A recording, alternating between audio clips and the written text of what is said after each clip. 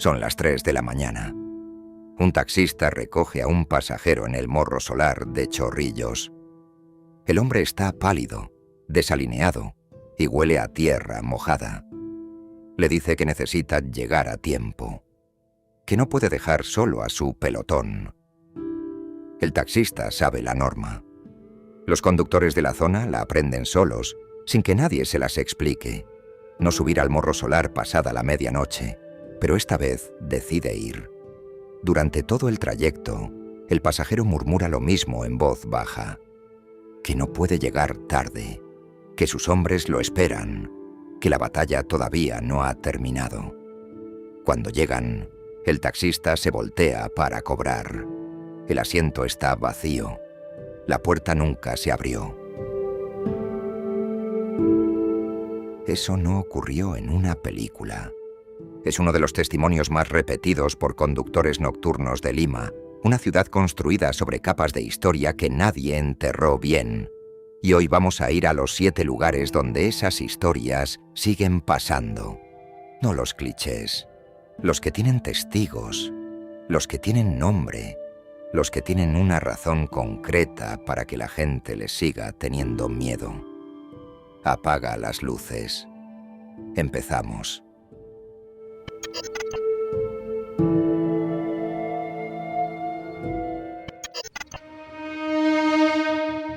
Era mayo de 2020. La pandemia tenía a Lima paralizada. El Sheraton Lima Historic Center estaba casi vacío. Y Brian, que había llegado por trabajo, tenía el hotel prácticamente para él solo. Le asignaron una habitación en los pisos altos. Silencio total. Pasillos vacíos. Luces de emergencia que zumbaban apenas. La primera noche se despertó a las 2:30 de la madrugada sin saber por qué. No hubo ruido, no hubo movimiento. Solo esa sensación, que cualquiera que la ha sentido reconoce de inmediato, de que hay alguien en la habitación que no debería estar ahí. Brian miró hacia el rincón junto al closet, la parte más oscura del cuarto, y escribió después en redes sociales: no vi nada concreto, pero tampoco pude volver a dormir. No fue el primero. En TikTok y YouTube existe una colección de testimonios de huéspedes que describen variaciones de lo mismo. Figuras que se perciben en los rincones, puertas que se cierran solas y el ascensor, que en las madrugadas baja solo hasta el sótano sin que nadie lo llame desde ningún piso. Los empleados más antiguos del hotel ya no lo mencionan como algo raro. Lo mencionan como algo que pasa. Lo que los huéspedes no saben cuando hacen el check-in es que ese edificio de 5 estrellas está construido exactamente donde estuvo durante casi 100 años la cárcel más importante del Perú. El Panóptico de Lima funcionó desde 1862, un edificio circular diseñado para que los presos nunca supieran si estaban siendo vigilados o no. Cientos de hombres murieron entre esas paredes. Y cuando en 1961 ordenaron demolerla para construir el hotel, los obreros que excavaron los cimientos reportaron apariciones durante las obras, formas que se movían entre los escombros, presencias que los seguían de piso en piso mientras levantaban las paredes del nuevo edificio. El capítulo más oscuro de la historia del hotel vino en 1990. La madrugada del 19 de agosto, el personal encontró el cuerpo de una mujer de 33 años, Marita Alpaca Raa, al borde de la piscina. Estaba sin ropa. El caso nunca fue esclarecido del todo. Y desde esa noche, hay un piso del hotel donde, según testimonios que circulan entre exempleados, ningún trabajador quería hacer el turno de limpieza solo.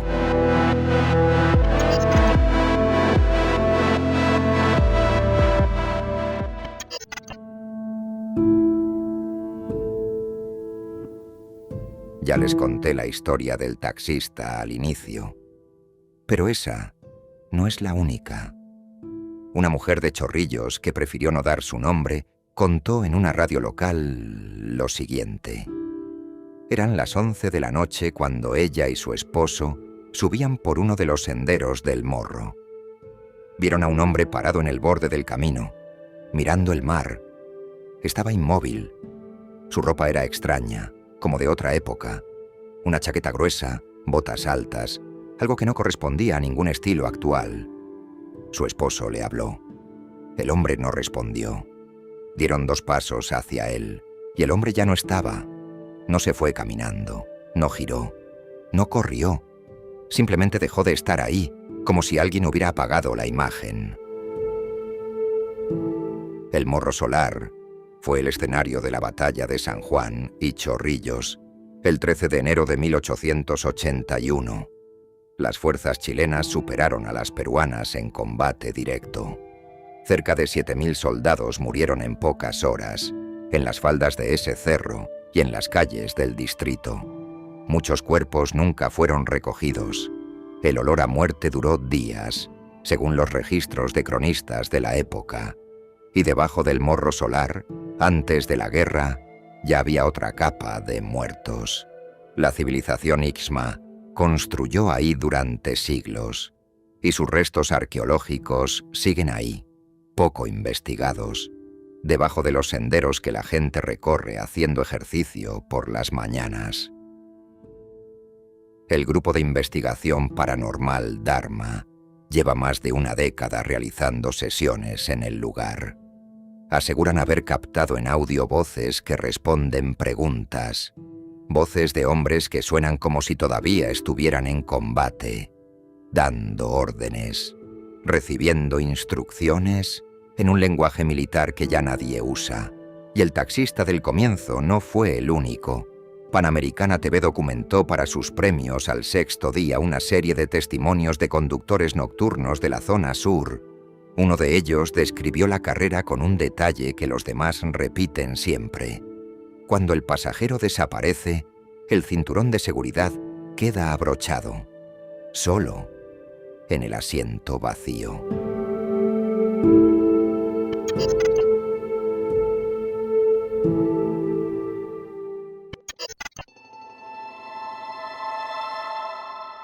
Simón lleva años como guardia en el convento de San Francisco. Un periodista que lo entrevistó para la revista Espacio Misterio anotó lo que Simón le dijo con estas palabras exactas.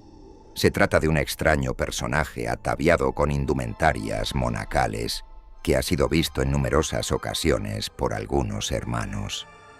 Aparece y desaparece de manera espontánea y, según quienes le han visto, es de materia semitransparente. Creemos que es uno de los antiguos monjes franciscanos de este convento, aunque no sabemos por qué razón su espíritu ha quedado encerrado entre estos muros. Simón dijo algo más, que ese monje siempre aparece en el punto más alejado de las catacumbas, el más oscuro, el que los guías no llevan a los turistas y que desde ahí comienza a caminar despacio hacia la superficie. Nadie sabe a dónde llega. Un guía practicante del mismo convento decidió tomarse un selfie antes de retirarse del lugar. Cuando revisó la foto, había alguien detrás de él, una figura que no estaba ahí un segundo antes, que nadie más vio, que no figuraba en ningún registro del personal de ese día. Imagina lo que es estar ahí abajo. Las catacumbas del convento de San Francisco son un laberinto de 1,5 kilómetros de galerías subterráneas con 25.000 cuerpos enterrados. Cráneos y fémures apilados en patrones geométricos que los frailes diseñaron hace siglos para aprovechar el espacio. La temperatura baja varios grados al entrar. El ruido de la ciudad desaparece. Y en ciertos puntos del recorrido, el silencio se siente distinto, más denso, como si el aire tuviera algo adentro que no se puede nombrar. Hay una bóveda que los guías no abren durante los recorridos normales. Está sellada. Los empleados saben por qué. Varios parapsicólogos que intentaron entrar salieron en estados que los propios trabajadores del convento prefieren no describir. Y los vigilantes nocturnos, los que se quedan cuando el convento cierra, ya aprendieron a no bajar solos a las catacumbas después de las 10 de la noche. Dicen que los ruidos que salen de los pozos donde se apilan los huesos no son el eco del viento, que suenan a otra cosa, y que a veces, justo antes de que empiecen esos ruidos, las luces de las galerías parpadean 3 veces.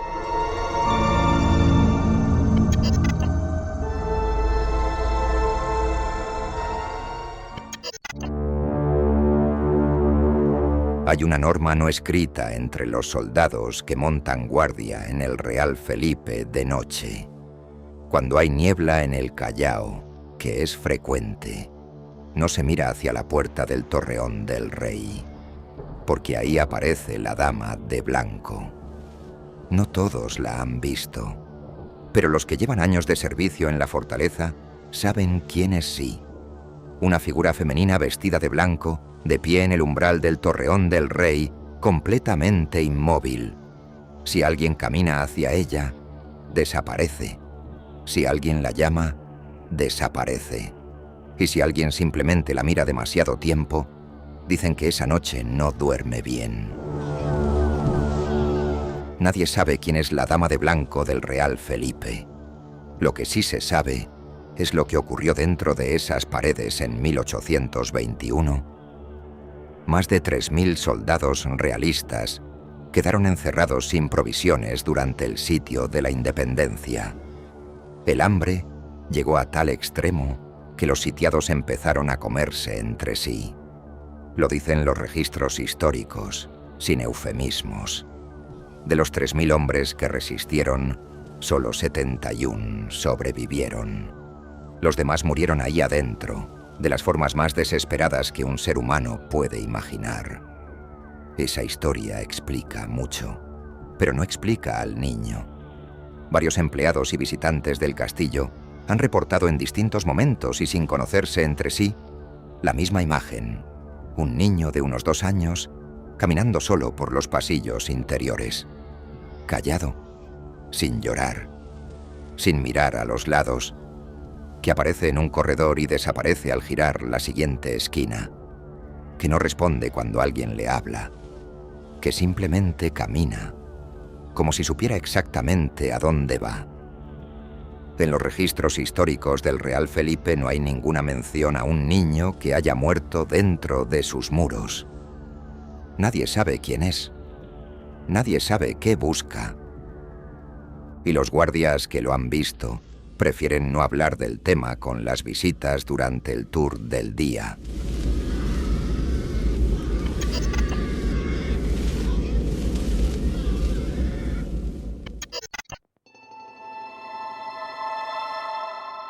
Hay una tumba en el presbítero maestro que recibe visitas hasta hoy. No es la de un presidente, no es la de un héroe de guerra, es la de Emilia Montañés Torres, conocida como la Bruja. Según las historias que circulan desde hace décadas, Emilia practicó brujería toda su vida y en uno de sus últimos rituales tomó una decisión que selló su destino.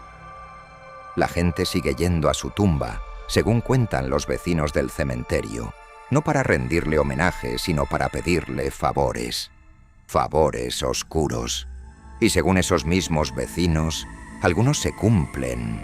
El presbítero maestro fue inaugurado en 1808 y tiene más de 800.000 personas enterradas en sus 22 hectáreas. Pero el sector más perturbador no es el de los mausoleos de mármol, es el parvulario, el pabellón donde enterraban a los niños que morían sin bautizar. Según la creencia católica de la época, esos niños no podían ir al cielo ni al infierno. Quedaban en el limbo, atrapados entre los dos mundos, y en el parvulario, según los relatos que llevan generaciones circulando entre los trabajadores del cementerio, se escuchan cosas que no tienen ninguna explicación racional en un lugar que debería estar completamente silencioso. Un vigilante nocturno que hacía su ronda de rutina pasó por el pabellón de los pobres el sector sin nombres ni lápidas donde enterraban a quienes nadie reclamaba. Vio a una mujer de pie entre los sepulcros. Pensó que era alguna visitante rezagada que no había salido antes del cierre. Caminó hacia ella. La mujer no se movió. Siguió mirándolo directamente, sin decir nada. Cuando él estuvo a unos metros, ella se desvaneció. No corrió, no se escondió detrás de ninguna tumba.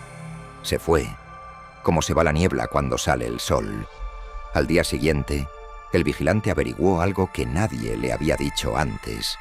En ese punto exacto del cementerio, décadas atrás, había estado la morgue provisional, el lugar donde llegaban los cuerpos antes de ser identificados, o de no serlo nunca.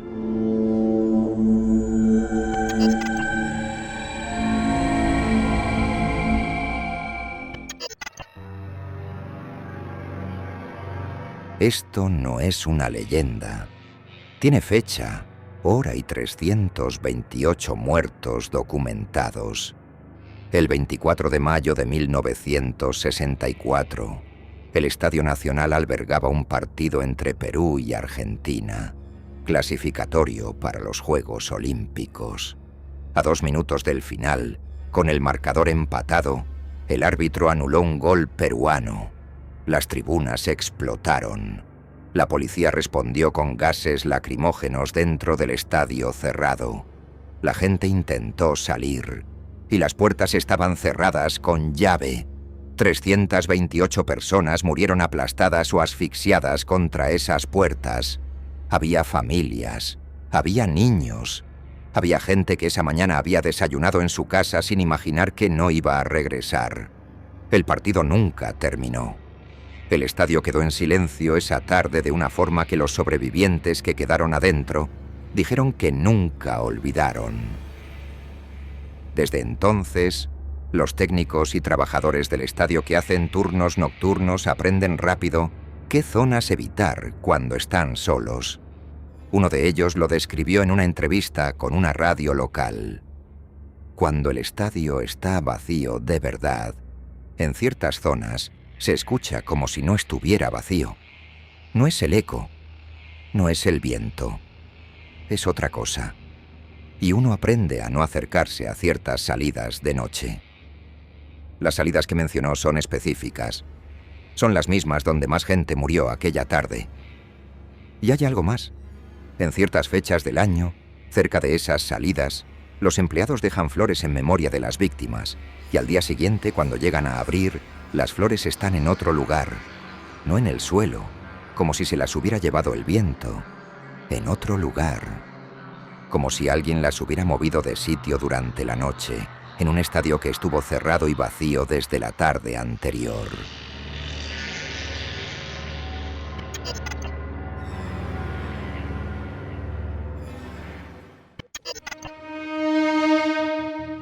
Son las 2 de la mañana. Un taxista veterano de la zona sur hace el recorrido de siempre. Ventanas subidas, radio baja. El túnel de la Herradura aparece adelante, 208 metros de oscuridad y concreto que une la costanera con la playa. Adentro del túnel, a mitad del recorrido, ve a alguien parado en el carril. Un hombre, viejo, que arrastra la pierna derecha. El taxista frena, baja la ventanilla para decirle que se quite. El hombre camina despacio hacia el coche. Llega hasta la ventanilla del copiloto y se queda ahí, mirando adentro. El taxista contó lo que sintió en ese momento en el programa No estamos solos de RPP. Un frío que no era del clima, que venía de adentro, del asiento de al lado, como si alguien ya estuviera sentado ahí. Aceleró. Salió del túnel. Manejó hasta su casa sin parar. Esa noche no volvió a aceptar carreras en esa zona. El túnel de la Herradura fue construido a inicios del siglo XX para el paso de tranvías eléctricos. Es estrecho, mal iluminado, y el sonido dentro de él se comporta de una manera que los conductores no saben cómo explicar. Los ecos duran más de lo normal. Los silencios se sienten demasiado largos y hay un punto exacto cerca de la mitad del túnel donde, según varios testigos, la temperatura baja varios grados sin ninguna razón aparente. El hombre cojo tiene nombre en el barrio, aunque nadie lo recuerda con certeza. Era un anciano que vivió años cerca del túnel, cruzándolo a pie casi a diario, hasta que una noche un vehículo lo atropelló adentro y murió ahí mismo. Desde entonces, su figura aparece en las madrugadas, siempre dentro del túnel, siempre arrastrando la pierna, siempre caminando hacia los faros de quien se acerque, la advertencia que los más viejos de la zona repiten sin que nadie se las pida. Si el coche se apaga dentro del túnel de noche, no abras la puerta, no para revisar el motor, no para ayudar a alguien que crees ver afuera, por ninguna razón. Porque lo que entra al coche cuando abres esa puerta dentro del túnel, según dicen, no siempre se vuelve a bajar.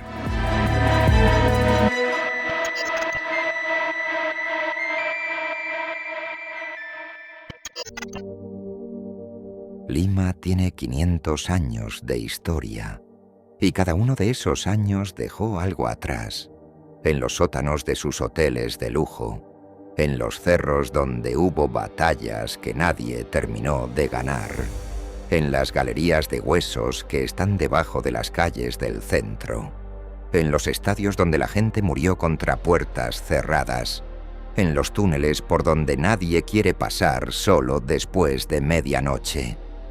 ¿Crees en los fantasmas? Esa respuesta es tuya. Pero si alguna vez estás en Lima de noche, ya sabes lo que pasó en esos lugares antes de que tú llegaras. ¿Conoces alguna historia de alguno de estos lugares? ¿O hay algún rincón de Lima que debería estar en esta lista?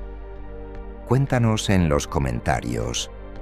Y si este video no te dejó dormir bien esta noche, la culpa es de Lima, no nuestra.